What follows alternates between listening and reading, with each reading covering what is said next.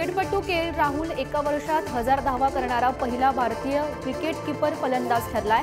महेंद्रसिंग धोनीनंतर वनडेमध्ये अशी कामगिरी करणारा तो दुसरा फलंदाज ठरलाय।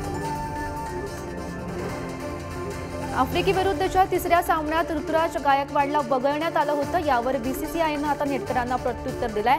आफ्रिकेविरुद्धच्या दुसऱ्या सामन्यात ऋतुराजच्या बोटाला दुखापत झाली होती आणि त्यामुळे त्याला डॉक्टरांनी आराम करण्याचा सल्ला दिलाय। झिम्बाब्वे क्रिकेट बोर्डानं बंदी घातलेल्या औषधांचे सेवन केल्यामुळे 2 खेळाडूंना निलंबित करण्यात आलंय आणि पुढील आदेशापर्यंत दोन्ही खेळाडू आता क्रिकेटमध्ये सहभाग घेऊ शकणार नाहीत। साताऱ्याच्या शेरेवाडीसारख्या छोट्या खेड्यातून पुढे आलेल्या अदिती स्वामीला अर्जुन पुरस्कार जाहीर झालाय। वयाच्या 17व्या वर्षीच तिने ही कौतुकास्पद कामगिरी केली आहे।